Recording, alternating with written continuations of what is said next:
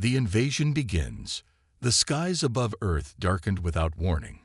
It was a Tuesday morning when the Orcs fleet appeared, their massive ships materializing just beyond the moon's orbit. No one saw them coming. No deep space telescopes, no planetary defense systems. Nothing detected their approach until they were already there, hanging in the sky like dark, ominous clouds. Commander Maya Chen was in the middle of a routine briefing at Pacific Command when the first reports came in.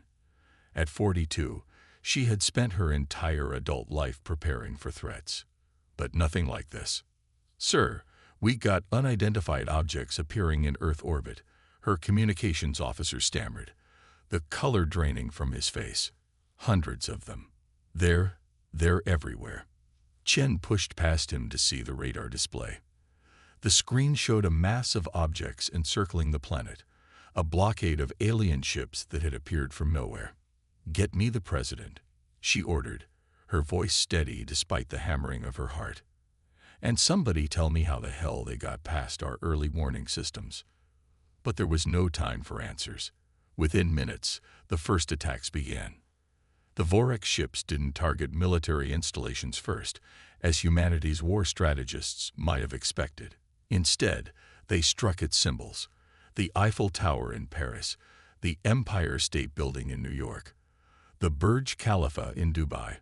One by one, humanity's proudest achievements crumbled under precision energy beams that lanced down from the sky.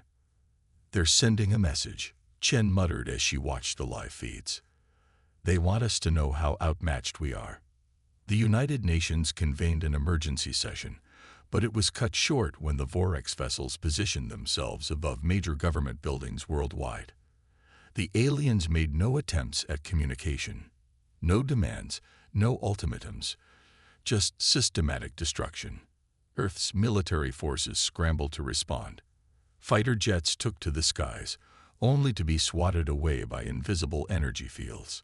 Missile systems fired their payloads, but the projectiles exploded harmlessly against the alien shields.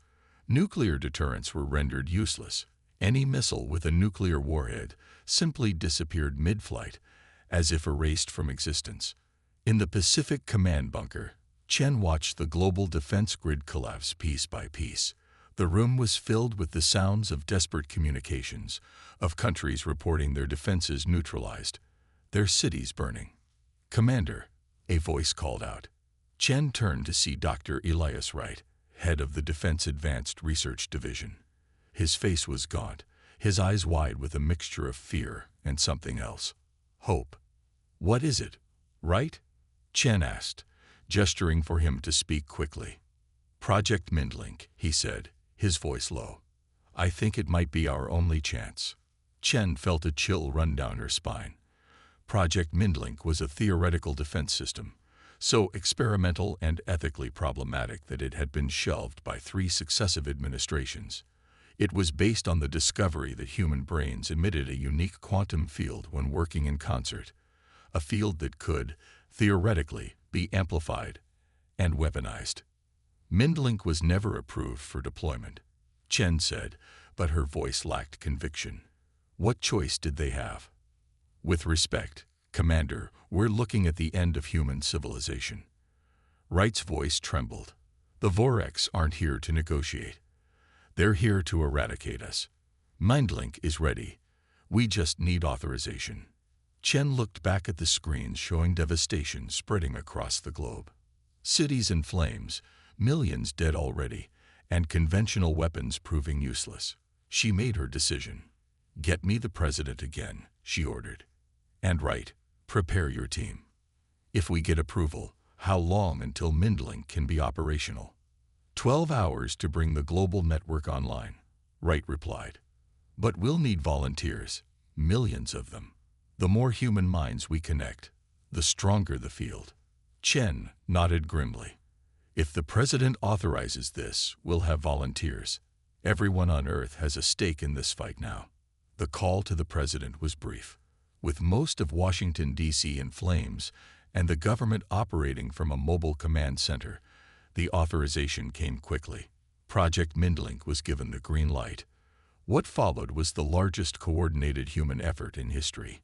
As the Voreks continued their systematic destruction of Earth's infrastructure, a desperate plan unfolded. Emergency broadcasts went out on every available channel, calling for volunteers to connect to the Mindlink network. The science behind Mindlink was complex, but the participation was simple. People needed only to download an app to their phones or computers, put on a simple neural interface device that could be 3D printed with available templates, and follow the guided meditation protocols. Each human mind would become part of a vast network, their collective consciousness amplified through quantum entanglement accelerators built in secret facilities around the world. They're targeting our communication networks, reported Chen's second-in-command. We're losing broadcast capabilities in major regions. Prioritize the mesh networks, Chen ordered, and get those quantum entanglement relays online. Once those are active, the Voreks won't be able to jam our communications. As the 12-hour deadline approached, reports flowed in from around the world. Despite the chaos and destruction, people were responding.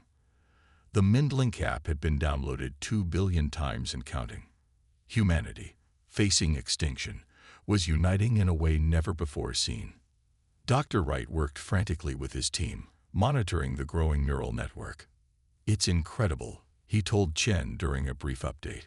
"The quantum field is already stronger than our models predicted. There's something about human consciousness under threat. It's amplifying the effect." Chen nodded, not fully understanding the science but grasping the importance. "Will it be enough to stop them?" Wright's expression was solemn. "I don't know.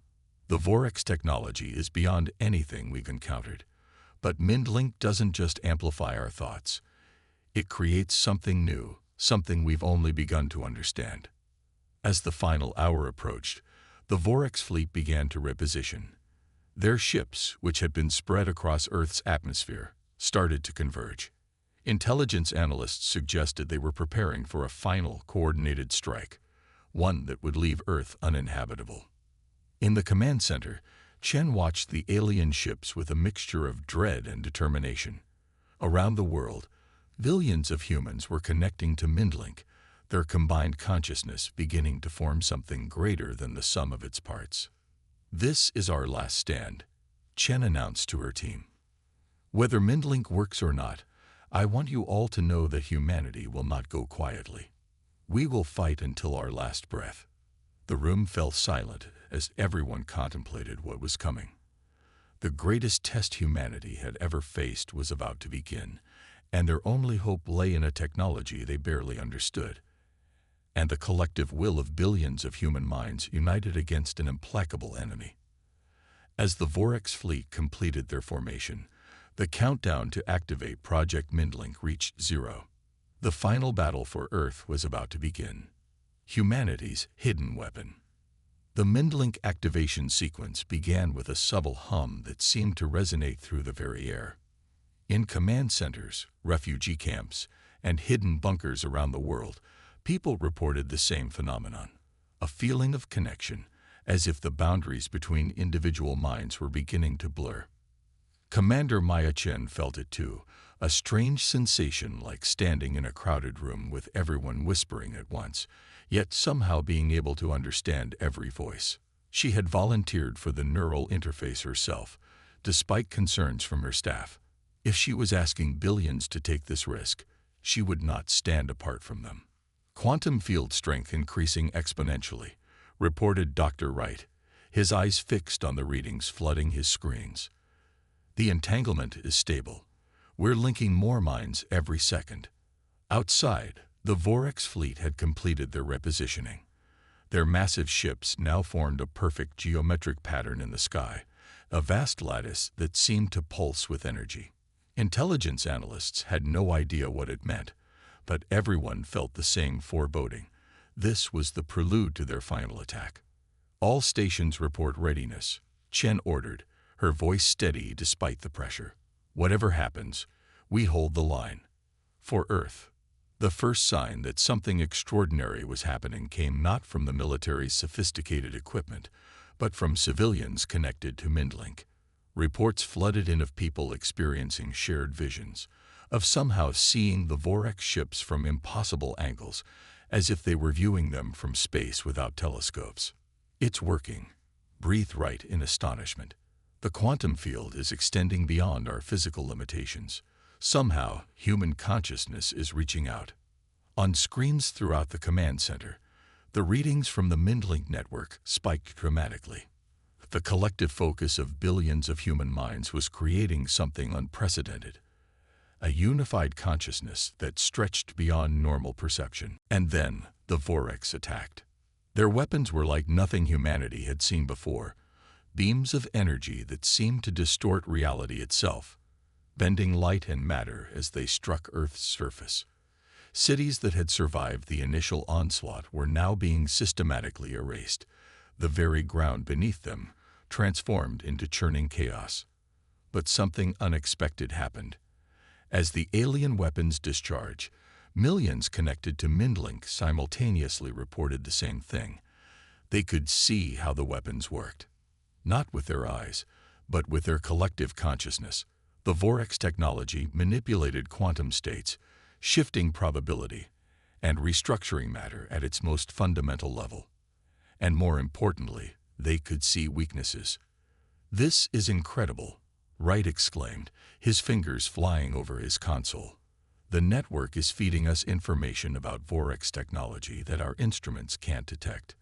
Their weapons operate on quantum probability manipulation, but they require precise calibration." Chen leaned forward. "Can we disrupt that calibration? With Mindlink?" "Maybe." Wright's face was alight with possibility. "The human brain operates on quantum principles we're only beginning to understand. If billions of minds focus on shifting those probabilities." "Do it," Chen ordered without hesitation. "Send the instruction through the network. Every connected mind needs to focus on disrupting their weapons." The command went out through Mindlink, not as words but as a shared intention, a unified purpose that spread through the quantum field. Across the planet, billions of human minds turned their attention to a single goal, visualizing disruption in the alien weapon systems. At first, nothing seemed to happen. The Voreks assault continued unabated, their reality-warping weapons tearing apart the Earth's surface. But then, almost imperceptibly, something changed.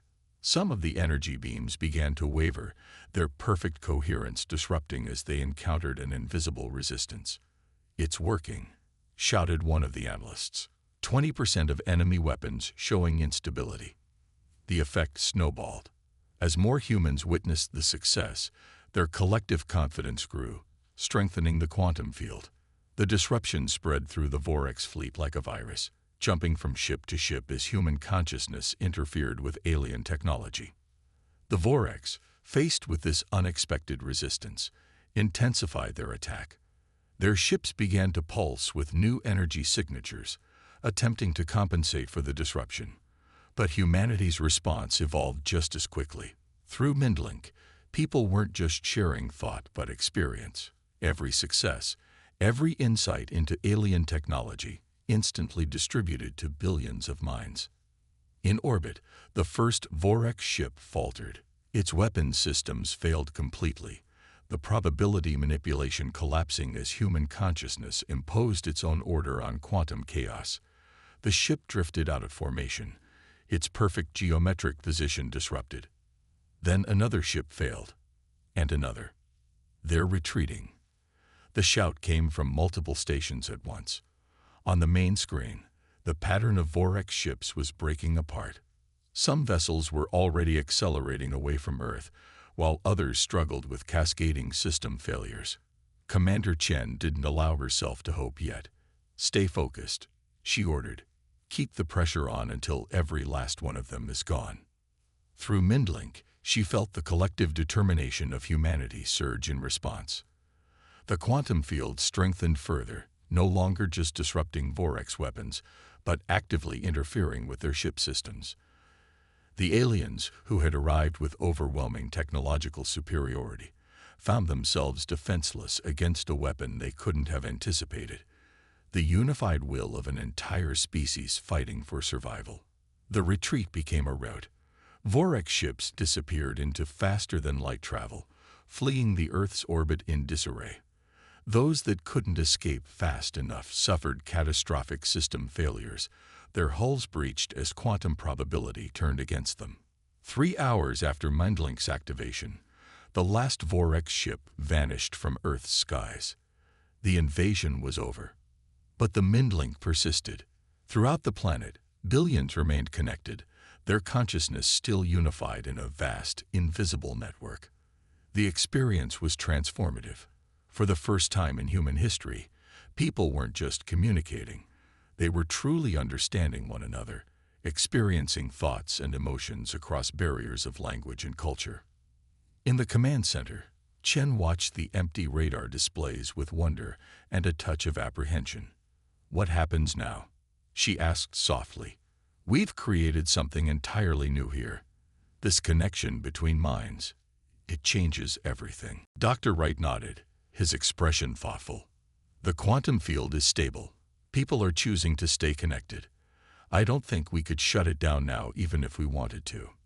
"Should we?" Chen asked. "This could be the next step in human evolution, or it could be the end of individual identity as we know it." "I don't think that's our decision to make anymore," Wright replied.